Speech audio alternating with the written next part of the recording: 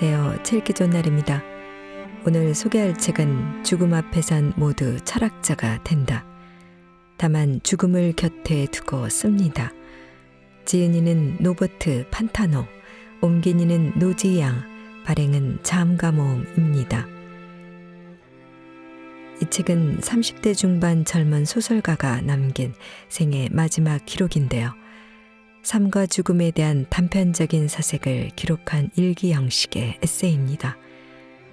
그는 뇌종양 진단 이후 죽음이 항상 곁에 있다는 인식을 바탕에 두고 살면서 한 번쯤 짚고 넘어가야 할 다양한 이야기를 자기 안에서 하나씩 꺼내놓습니다. 그리고 폭넓은 철학적 인식과 수많은 질문을 통해 인간의 의미, 연대, 자연, 혼돈과 현실의 갈등이라는 삶의 실제적인 주제들을 탐구합니다. 궁극적으로 죽음에 다가갈수록 더욱 선명해지는 생의 감각을 통해 인생의 진리와 경이로움, 진정한 삶의 의미를 찾는 과정을 그리고 있습니다. 삶에 정답은 없습니다. 죽음을 곁에 두고 쓴 그의 글도 결국은 정답 없는 질문뿐입니다. 그러나 그의 마지막 기록에 우리가 공감할 수 있는 이유는 그 하루가 그의 마음이 언젠가 내가 겪을 수도 있는 생의 끝자락이기 때문입니다. 이 세상의 끝에서 남긴 존재의 증명이기도 한 그의 기록은 그래서 삶을 향한 열렬한 고백으로도 느껴집니다. 그의 글을 통해 죽음이 당장 나의 이야기라고 느끼는 사람은 많지 않을 것입니다. 그러나 죽음은 언젠가 반드시 나의 이야기의 가장 끝에 올 이야기이기도 합니다. 이 책을 통해 그래도 우리는 우리의 과거와 현재 그리고 마지막 날을 예전만큼 두려워하지 않고 들여다볼 수 있게 될 것입니다. 자, 그럼 지금부터 잠시 책 속으로 들어가 보겠습니다. 오늘도 책 읽기 전날과 함께 즐거운 시간 되세요. 구독, 좋아요, 알림 설정은 사랑입니다.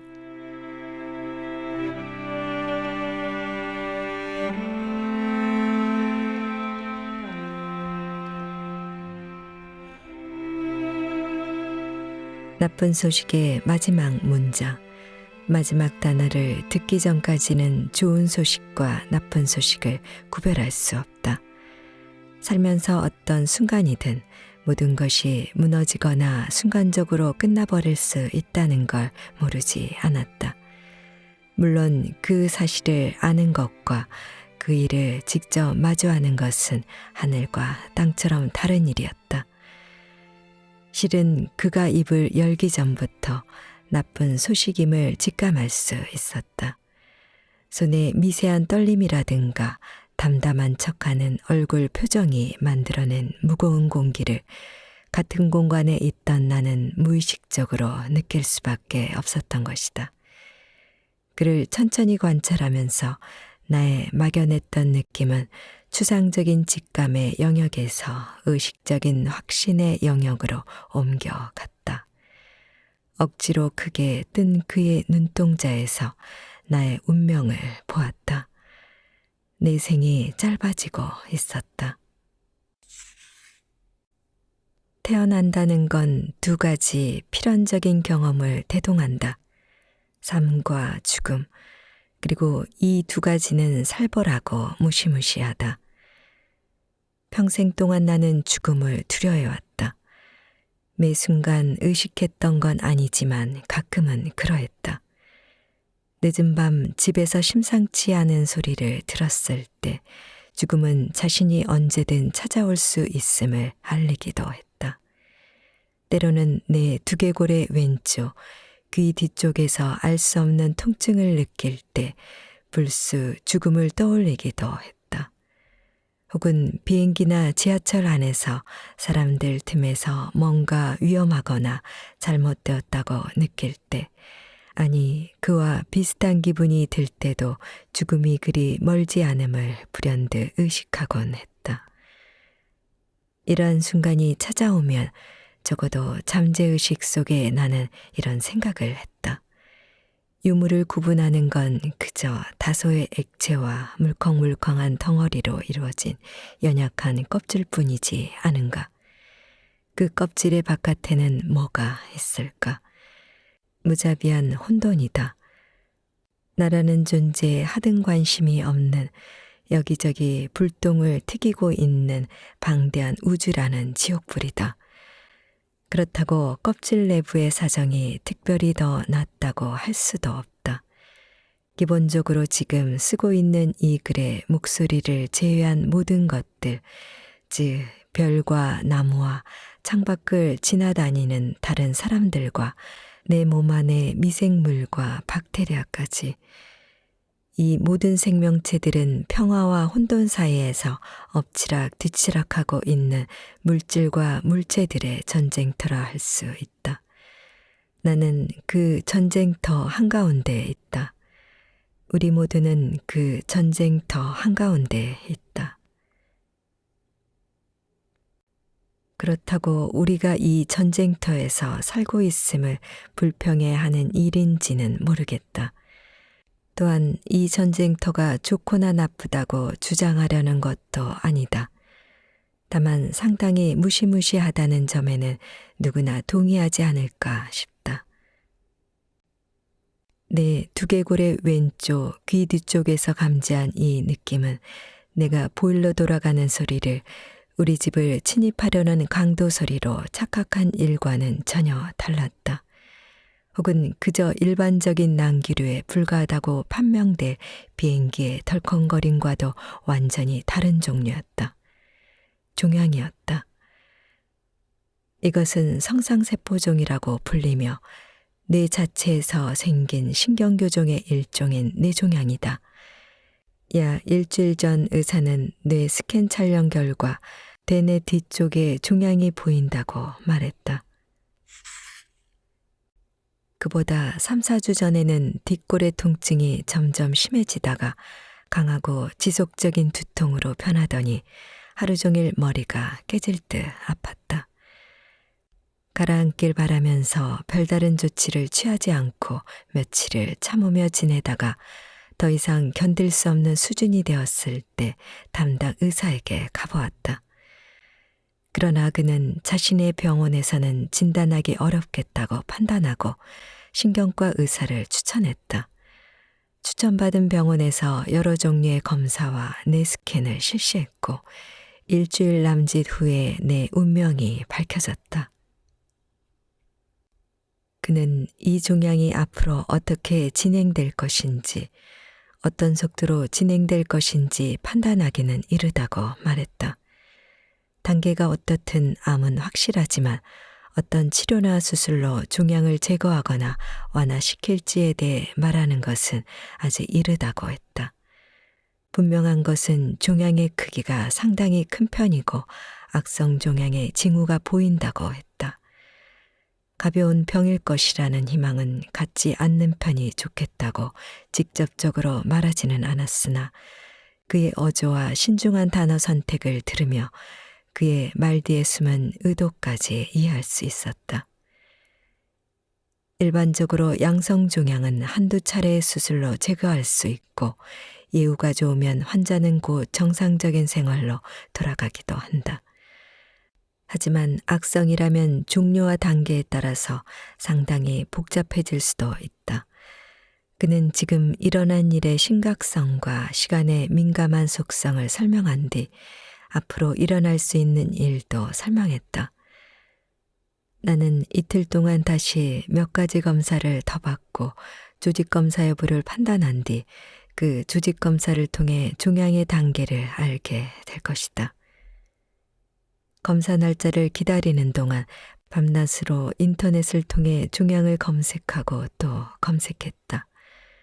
종양이 양성이 아니고 악성일 경우 환자가 5년 이상 생존할 확률은 50% 정도다. 최대한 길게 봐서 그렇다고 한다. 하지만 내 종양처럼 크기가 큰 경우 또한 악성일 경우에는 나의 종양이 그럴 가능성이 높은데 환자의 잠재적 평균 생존율은 12개월에서 18개월이고 5년 이상 생존율은 단 5%다. 수술, 화학요법, 방사선 치료, 약물, 기타 방법을 활용해 생존 기간을 조금 연장할 수는 있다. 공격성 종양이라고 할지라도 이론적으로는 3년에서 5년 정도의 수명을 연장할 수도 있다.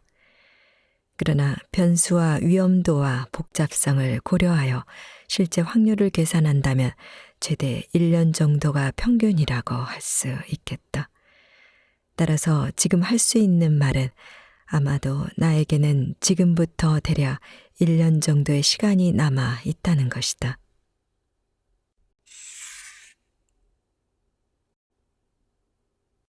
지난 몇 달간 지인들과 꽤 많은 시간을 보냈다.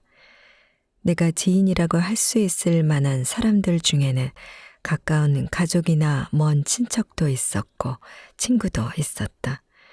물론 정다운 시간이었고 오랜만에 만난 얼굴들이 반갑기도 했다. 그러나 이상하게도 점점 더 강렬하게 혼자 있고 싶어졌다. 혼자 있고 싶은 마음 자체로는 이상할 것이 없었다.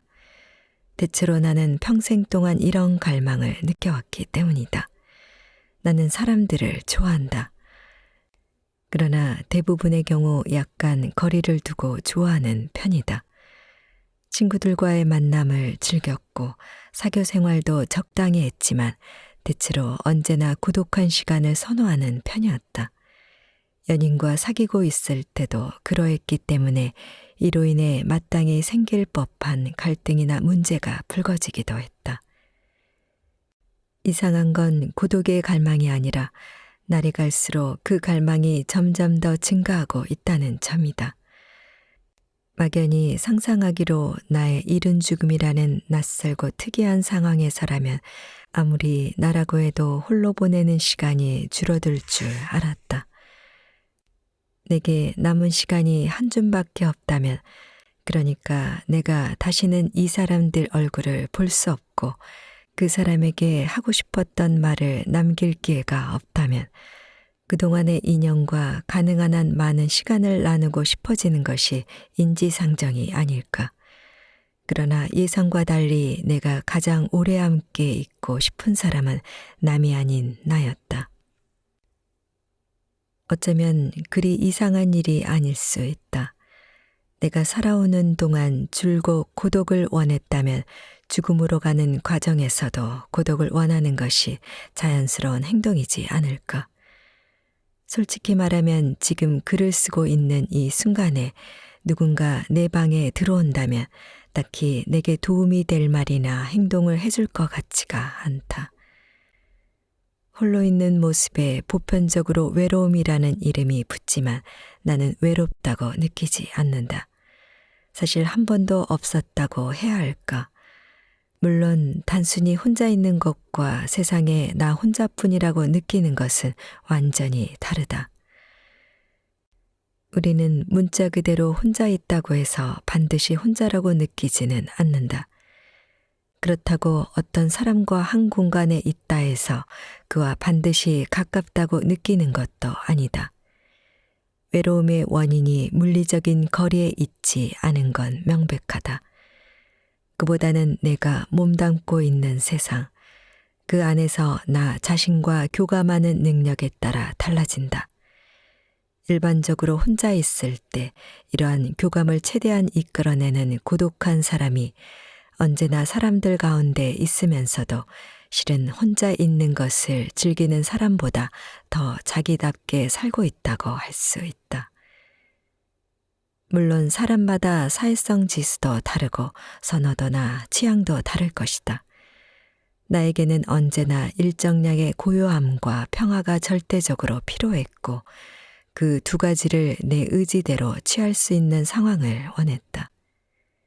물론 완전히 가능하지는 않겠지만 누구나 혼자 있어야만 닿을 수 있는 장소가 있다. 그 장소는 아무 방해 없이 내 생각에 귀 기울이고 내 생각과 놀 수 있는 곳이다. 평생 동안 나에겐 절대적인 고독의 시간이 필요했고 특히 지금은 더 절실하게 필요하다. 세상의 소음이 충분히 잠잠해지만 내 머릿속에서 지속적으로 들려오는 소리를 제대로 들을 수 있다. 다른 소리를 모두 끄고 나면 배경에 고정적으로 깔려있는 소리를 알아챌 수 있다. 자아의 속삭임을 들으며 충분히 오래 앉아 있다 보면 점차 이 소리와 더 잘 지내는 방법을 배우게 된다. 쉽게 알아채게 되고 익숙해진다. 내 관심을 끈질기게 요구하는 나만의 생각을 더 잘 처리할 수 있게 된다. 무엇이 나다운지 발견하고 그 발견을 일상 속에서 잘 활용하며 살아갈 수 있다. 대부분의 사람들이 혼자 살다 혼자 죽는 것을 두려워하지만 혼자가 되는 걸 두려워하는 사람이 정작 진정한 자기 자신을 알기 위해 얼마나 노력하는지는 의문이다. 어른으로 성장한 이후에는 자기 자신과 문제없이 잘 지내고 싶은 사람에게 가장 절친한 친구는 고독이어야 할 것이다. 나는 우정을 절대 하찮게 여기진 않지만 조금은 과대평가되었다고 생각하기도 한다. 물론 친구들과의 진정한 우정이 내 인생에 미친 지대한 영향과 소중한 가치를 부정하지는 않는다. 이 세상의 어느 누가 진정한 우정의 가치를 반대할까? 아마 산속에서 수십 년째 홀로 지내고 있는 사람도 우정의 소중함은 반박하지 못할 것이다. 인생을 살다 보면 곁에 있어줄 사람이 적어도 한 사람이나 혹은 몇 사람이 필요하고 우리도 그들 곁에 있어 주어야 한다. 우리 모두에겐 적어도 곁에 누군가 있다는 느낌이 필요하다. 우정과 고독은 절대로 반의어가 아니다. 진정한 우정은 그 우정을 충분히 가꾸고 유지할 수 있을 만큼 자기를 잘 아는 사람으로부터 형성된다. 자기 내면에서 평온을 찾지 못한 사람은 다른 사람을 괴롭히고 닥달하면서까지 그 평온을 구하려 한다. 관계에 집착하거나 의지하면서 자신의 안녕을 다른 사람의 어깨 위에 올려놓으려 한다. 이런 관계에서는 바람직한 우정이 탄생하거나 성장할 수 없다. 나는 타인과의 친교를 갈망하지만 나와의 친교를 갈망하는 만큼은 아니다. 내가 나 자신에게 좋은 친구가 되기 위해서는 일정량의 깊은 고독이 반드시 필요하다. 또한 역설적이지만 타인에게 좋은 친구가 되기 위해서도 일정량의 고독이 반드시 필요하다. 한 명의 좋은 친구는 100명의 친구만큼 가치가 있다. 그리고 평화로운 고독은 1000명의 좋은 친구만큼 가치가 있다. 우리는 우주 안에 있는 우리만의 공간인 우리 자신 안에서만 고립되어 살아가고 있다. 태어날 때부터 죽을 때까지 살면서 나의 머릿속을 스쳐가는 모든 것을 경험하는 것은 오로지 나뿐이다. 수만의 군중 속에 있을 때도 각각의 사람들은 모든 것을 개별적으로 받아들인다. 모든 사람들은 개별적으로 두뇌마다 다르게, 순간마다 다르게, 한 번이자 영원토록 홀로 경험하게 된다. 그렇기 때문에 당신은 당신의 유일하고도 진정한 희망이어야만 한다.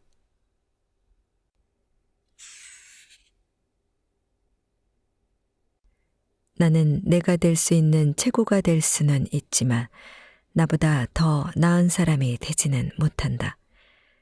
내가 뭔가를 얼마나 잘해내는지 아는 방법은 내가 그 일을 얼마나 못하는지 아는 데 있다. 넌 할 수 있어 라는 말은 들을 때에도 할 때에도 가장 마음 편해지는 문구다.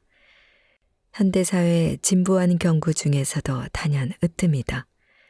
하지만 우리 중 일부는 그저 못한다에 그친다. 혹은 할 수 있지만 자신이 무엇을 할 수 있는지를 끝까지 알아내지 못하고 생을 마치기도 한다. 확실한 건 어느 누구도 어떤 일을 했거나 해내지 못할 때까지는 그것이 할 수 있는 일인지 아닌지를 도무지 알 길이 없다는 것이다. 어떤 사람들은 엉뚱한 길을 택하여 자기의 길이 아닌 길을 가면서 세월을 허비하기도 한다. 어떤 이들은 선택했다면 탁월하게 해냈을 일을 찾아내기 바로 전에 포기하거나 죽기도 한다. 또 어떤 이들은 그것이 어떤 일이든 특별히 위대한 일을 할 정도의 재능과 인내심을 갖추지 못한 경우도 있다. 하지만 그렇다고 시도하지 않아야 한다는 뜻은 아니다. 인생에서 가장 중요한 것은 어떤 관심사가 있거나 재능이 있다면 반드시 시도는 해보아야 한다는 것이다. 할 수 있는지 아닌지를 아는 유일한 방법은 그뿐이기 때문이다. 찰스 부코스키는 이런 유명한 말을 남겼다. 무언가를 시도할 계획이라면 끝까지 가라. 그렇지 않으면 시작도 하지 마라. 최악의 경우는 한 번도 시도하지 않아서 성공하지 못할 때, 혹은 시도했으나 그 일과 자신이 맞지 않아 성공하지 못할 때이다. 똑같은 실패라도 후자만이 기회라는 중대한 요인을 안고 있다. 그리고 이것이 어쩌면 쌓아볼 만한 가치가 있는 유일한 기회일 것이다. 물론 우리는 시도한다 해도 모든 단계마다 스스로를 의심할 것이며 성취를 이룬 후에도 의심은 사라지지 않을 것이다. 여전히 혼란스럽고 불안하고 확신이 생기지 않고 행복하지 않고 그러다 죽을 것이다. 그러나 당신은 자신이 원했던 삶의 길을 걸어보고 결국 증명할 수 있을 것이다. 당신의 눈에 가치 있어 보이는 단 하나의 목적을 향해 나아가는 경험을 하게 될 것이다. 당신은 이것을 자기 것으로 가져가서 흥미롭다거나 의미 있다거나 도움이 된다거나 가치 있다고 여기는 무언가로 만들게 된다. 당신은 우주라는 재료를 무에서 유로 변화시키게 된다. 이 행위는 오직 당신 머릿속의 의식이라는 고요한 무언가만이 알아채고 이해할 수 있다.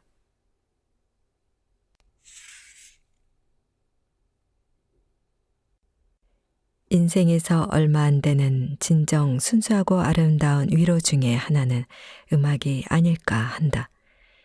이렇게 주장하는 사람이 나 혼자뿐이 아님을 알고 있다. 하지만 나는 한 발 더 나아가 인생에서 좋은 것이 음악뿐이라고 해도 그것만으로도 충분하다고 말하고 싶다. 우리 영혼을 어루만지는 것들은 많다. 다양한 형태의 예술이 그렇고 아름다운 이미지나 지적인 사고와 대화들과 사랑과 욕망의 순간들은 영혼을 깨운다. 그러나 그 어떤 것도 음악만큼 한결같고 믿음직스럽지는 않다. 아마도 음악은 우리를 기쁘게 하기 가장 쉽고 우리를 실망시킬 일이 가장 적은 장르일 것이다. 커트 보니것이 이렇게 쓴 적이 있다. 제발 그런 일이 없기를 바라지만 만약 내가 죽는다면 내 묘비에 다음과 같은 문구를 새길 것이다. 그가 신의 존재를 증명하는 데 필요했던 유일한 증거는 음악이었다. 개인적으로 음악이 신의 존재를 증명해 준다고 생각하지 않는다. 죽음이나 고난이 그 무엇도 증명하지 않는 것과 마찬가지다. 아마도 보니것 특유의 익살과 과장이 스며 있는 감상이기도 할 것이다. 하지만 음악은 내가 모르는 위대한 무언가의 증거일 거라고 생각한다. 어쩌면 보니것 또한 이 말을 하고 싶었던 게 아닌가 싶다. 음악은 우리에게 무엇인가가 있다는 사실의 증거다. 인간에게 어떤 신성한 능력이 있음을 말한다. 아무것도 없었던 공간에 숨어있던 어떤 주파수와 진동이 발견되고 창조되어 인간에 의해 전달된다. 음악은 형언할 수 없는 순수한 감정, 사랑, 이해, 위안, 생명력을 우리에게 선사한다. 인간은 이렇게 서로를 잇는 매개체의 창조자이며 전달자이자 수신자다. 또한 음악은 다음과 같은 사실의 증거이기도 하다. 신도 제자들도 모두 한 명의 인간이었다는 것.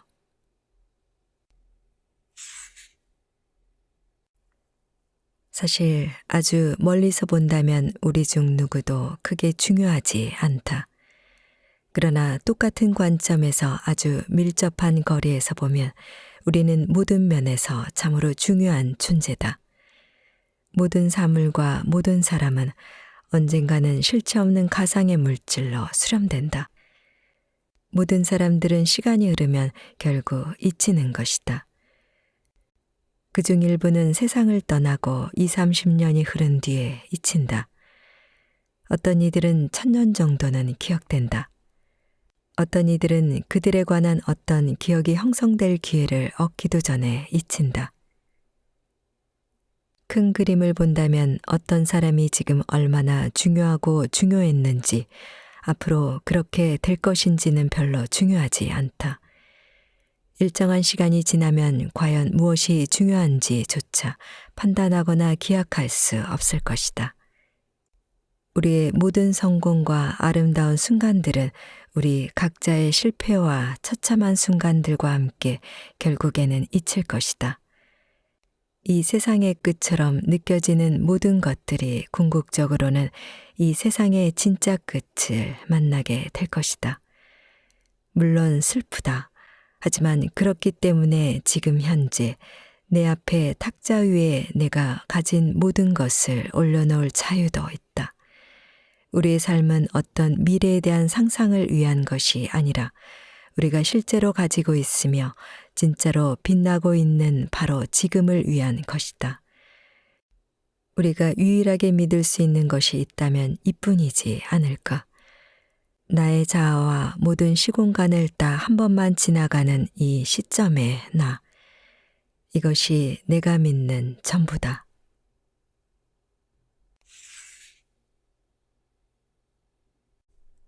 우리는 이 삶이 언제라도 내일 당장이라도 끝나버릴 수 있음을 안다. 그리고 정말 내일 끝나버린다면 정도는 다르겠지만 오늘 내가 하루를 보낸 방식에 화가 날 것이다. 그럼에도 우리는 매일 어제와 다르지 않은 하루, 며칠 전과 똑같은 하루를 살아간다. 어쩌면 내일 죽을 수도 있다는 사실을 의식하고 살면 오늘 하루를 평소보다 더 망치게 될지도 모른다. 나는 훗날 내가 내 인생을 후회하게 될까봐 평생 동안 걱정하며 살았다. 후회할 일을 만들어선 안 된다는 생각이 결국엔 더 후회할 만한 인생을 만들고 말았다. 나는 언제나 넘어지지 않으려고 조심했고 신중했으며 내가 진실로 원하는 일은 피하고 하고 싶은 말을 참았다. 아직 오지 않은 내일을 상상하면서 끝없이 공급되는 현재의 순간에 늘 머뭇거렸다. 우리의 삶이 언젠가는 끝날이라는 것을 알지만 언제일지는 모를 때, 왜 우리는 하고 싶은 일과 하고 싶은 말을 미루게 되는 걸까? 종말의 불확성은 일종의 신기루 효과와 같다. 이 효과는 우리의 의식에 우리가 영원히 살게 될 것이라는 생각을 주입한다. 나에게는 여전히 내일이 있으므로 나는 이 세상의 모든 내일을 다 가졌다고 생각하게 된다. 나 또한 줄곧 이런 마음으로 살아왔다. 그러던 어느 날부터 나의 내일이 빠르게 사라져버리기 시작했다.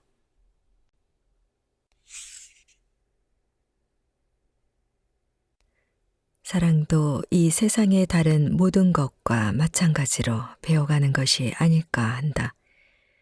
애정과 감사를 어떻게 받아들이는지, 어떻게 청하고 보여주는지는 어린 시절 사랑을 준 사람을 통해 서서히 습득하곤 한다. 나는 낯간지러운 표현이나 보여주기식의 사랑을 감상적이고 피상적이라 여기며 거부해왔다. 나 또한 사랑을 살갑게 표현하는 환경에서 자라지는 않았다. 솔직히 말하면 그에 만족한다. 어쩌면 그 점이 몇 가지 영역에서 나의 약점으로 작용했을지도 모르겠다. 적어도 그것이 지난 연애에서 나타났던 몇 가지 문제의 원인 중 하나라고 생각하고 있다. 내 안에 사랑이 없는 건 아니었지만 내 사랑은 일종의 껍질 안에 들어 있었다.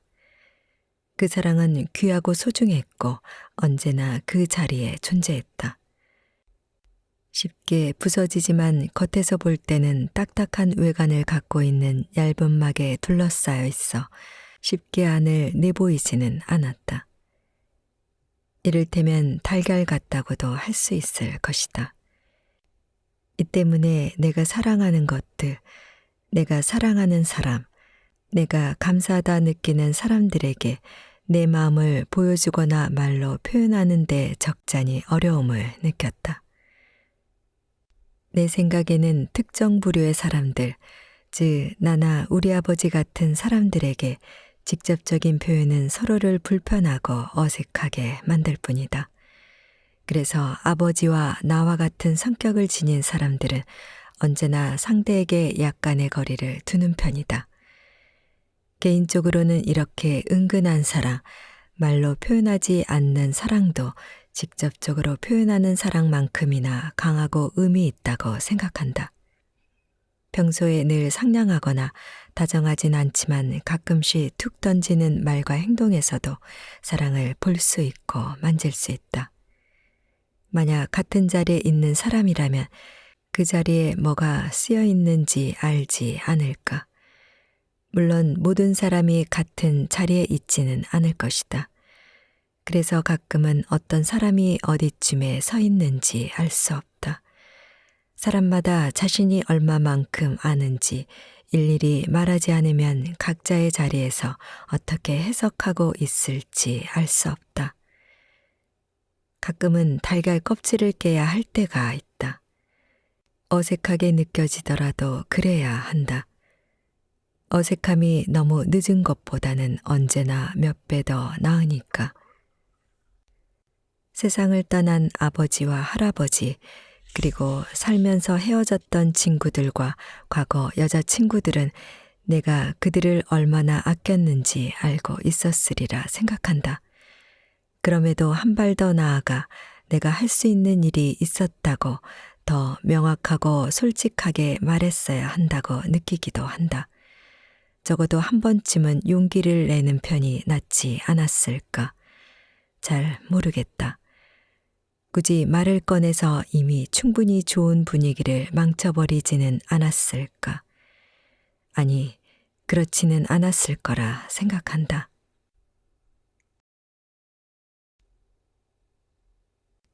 이번 주 월요일에 병원 이야기 있었다. MRI 스캔 결과 줄어드는 듯했던 종양이 다시 커졌다고 했다. 이제 종양은 내 두뇌의 다른 부분으로 퍼지기 시작했다.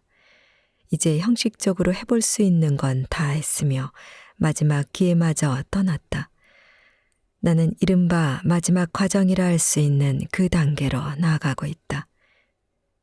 병원에 다녀온 이후부터 이번 주 내내 내 인생을 곱씹고 후회하면서 보냈다. 나를 미워하면서 화를 내면서 화를 내는 나에게 화를 내면서 보냈다. 죽음에 이르는 과정이라는 함정 속에서 옴짝달싹 못하는 나를 어떻게든 합리화하려고 애쓰면서 보냈다. 이 과정을 무한 반복했다. 다시 말해서 내게 남은 시간이 생각보다 훨씬 줄어들었다는 사실을 점점 더 강하게 의식하면서도 그 시간을 후회로 날려보냈다는 말이다. 얼마 남지 않은 한 줌의 시간을 증오와 회한만이 가득한 고통의 시간으로 만들었다는 뜻이다. 알면서도 계속 그렇게 했다. 벗어날 수 없는 악순환이다. 내가 통제할 수 없는 것에도 통제할 수 있는 것에도 화가 난다. 내가 무엇을 해야 하는지 뻔히 알지만 정확히 그 반대로 행동한다.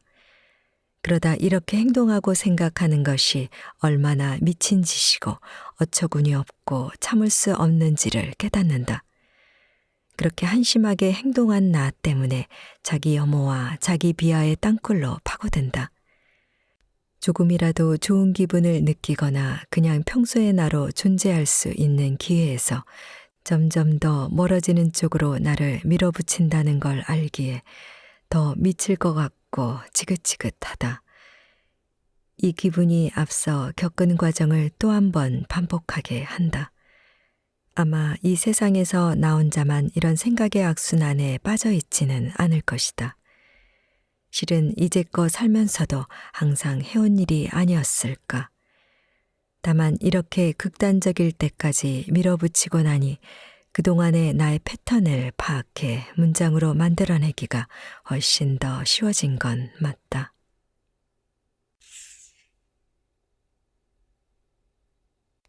생각해보면 우리가 진정 행복했던 순간은 행복이라는 단어나 개념 자체가 내 머릿속에 끼어들 틈도 없던 시간 속에 있었다.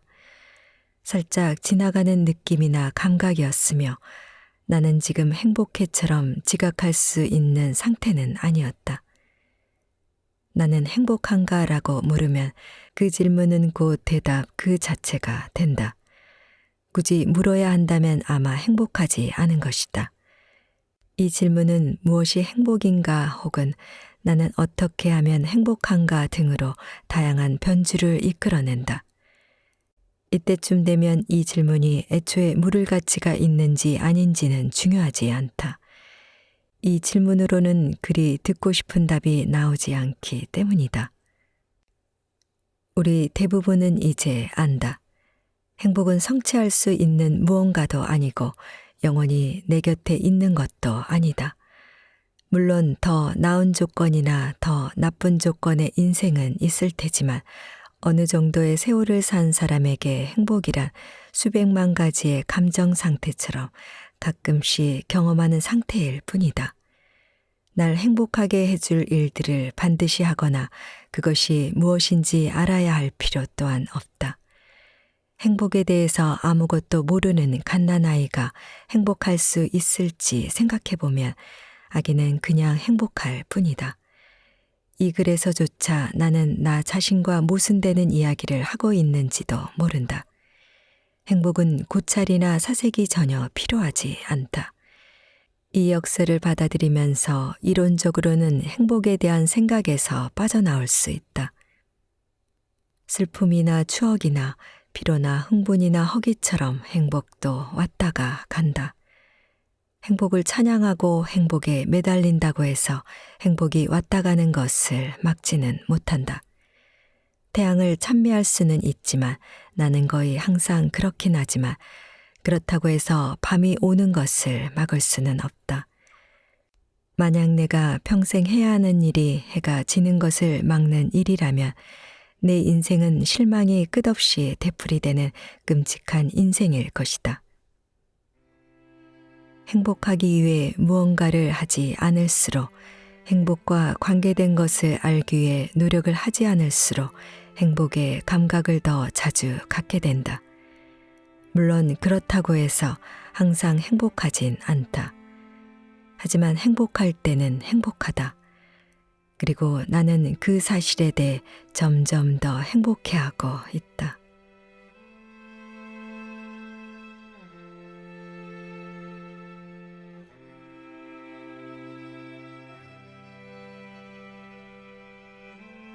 제 읽기 좋은 날 오늘은 다만 죽음을 곁에 두고 씁니다를 보내드렸습니다. 감사합니다.